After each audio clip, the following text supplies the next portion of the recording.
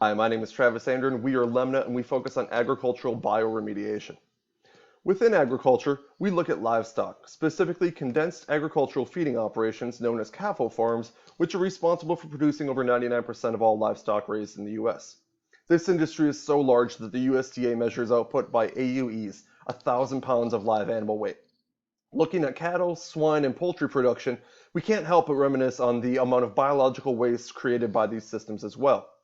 This waste stream often includes pharmaceuticals, heavy metals, and excess nitrates, and the laws governing the waste vary from state to state. For example, here in Arizona, there are no cattle farm laws, and farmers can openly spray.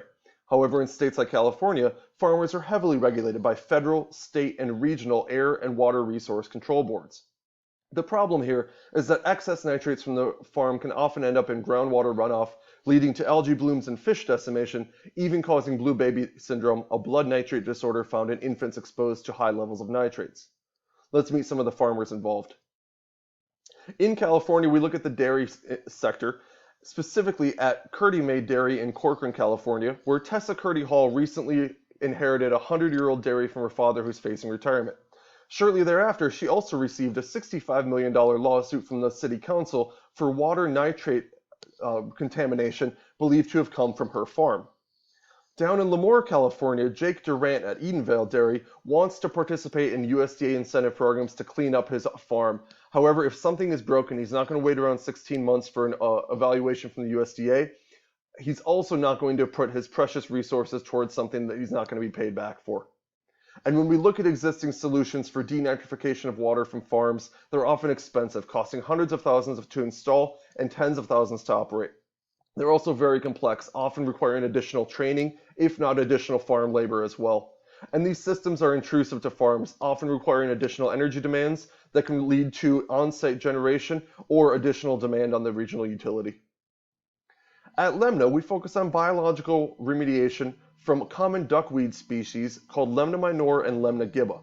This aquatic plant species has been shown to remove toxins from water, including pharmaceuticals, heavy metals, and nitrates, and can reproduce 100% of its biomass in 12 to 36 hours.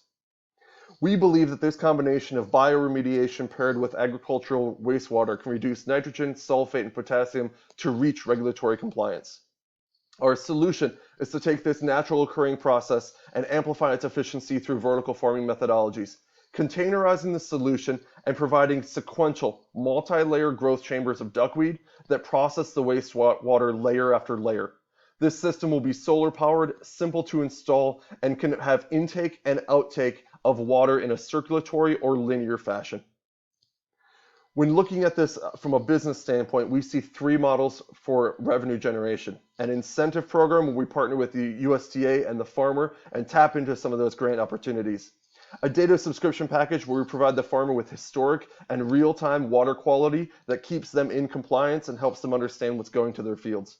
And finally, an asset sales that harvested duckweed from the duckweed containers can be turned into livestock feed or an anaerobic digestion additive that can boost biogas production by a marketed 70%.